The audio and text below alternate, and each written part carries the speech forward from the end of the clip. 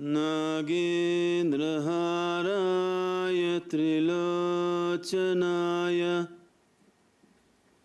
Basmangaragaya Maheshwaraya Nityaya Shuddhaya Digambaraya Tasmai Nakaraya Namah Shivaya Tasmai Nakaraya Namah Shivaya.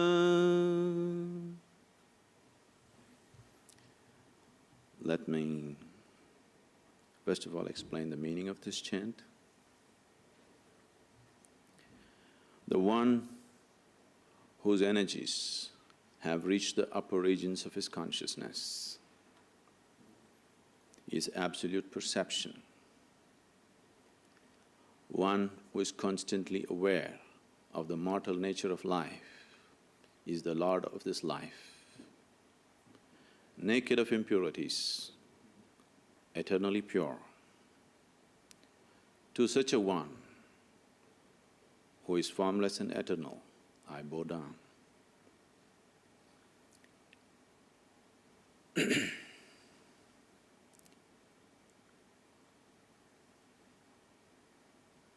When this is a chant or a verse in the honor of the first yogi and the first teacher of yoga in this world.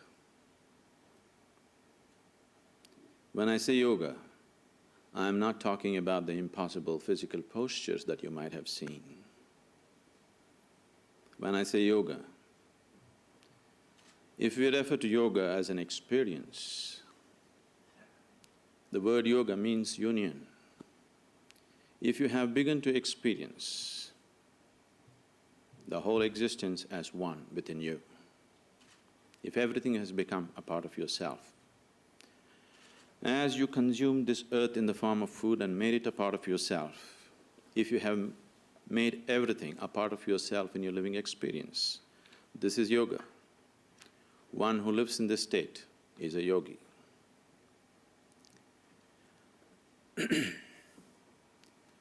If one exists in this sense of inclusion of experience, as a living experience of his life, the inner dimension is absolutely settled. One is in perfect harmony with the existence. One is completely in harmony with his own existence. But when it comes to the external realities, the contemporary questions definitely need contemporary wisdom.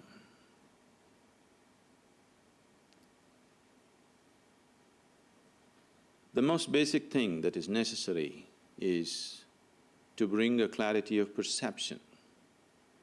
There is a whole science and technology which we are referring to as yoga. When we talk about yoga as a method, we are referring to a whole technology which leads you on to this inclusion, which brings absolutely clear perception of the realities in which you exist. If one wants to function effectively in this world,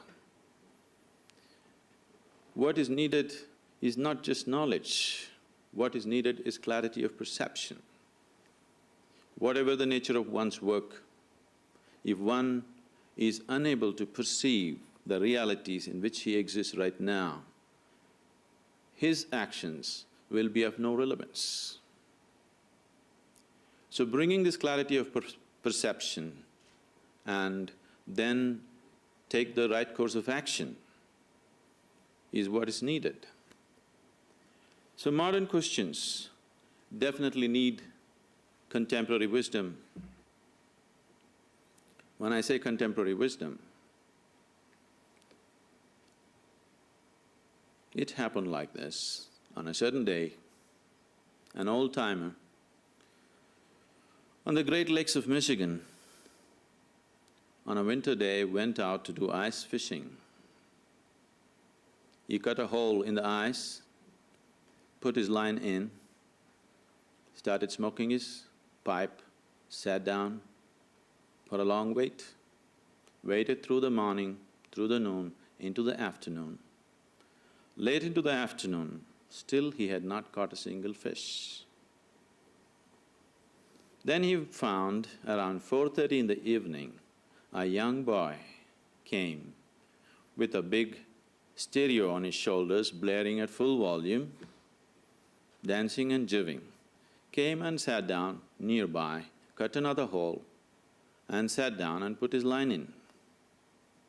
The old-timer looked at him in great disdain.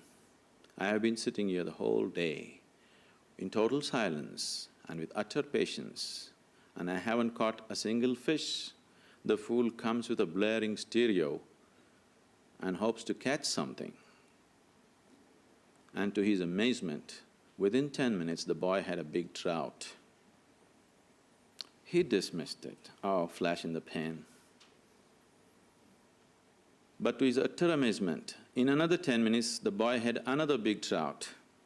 Now he sat up and watched. In another 10 minutes the boy had one more trout. Now he could not contain himself. He kept his pride aside, slowly walked down to the boy and asked him, I have been sitting here the whole day and I haven't caught one. I see you just came 30 minutes ago, you already have 3. What is the secret? The boy said, Roo-ra-ra-ra-roo-rum. The old timer said, what is that? Roo-ra-ra-ra-roo-rum. Please, I do not understand what you're saying. Then the boy spat out a blob of something into his hand and then said, you have to keep the worms warm.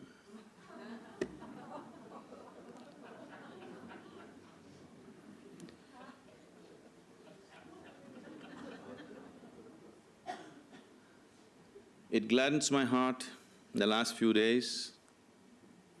I am beginning to see in the business leaders with whom I have been associated for a long time in various levels, there is a new sense of clarity of perception, and there's a new sense of commitment about what needs to be done.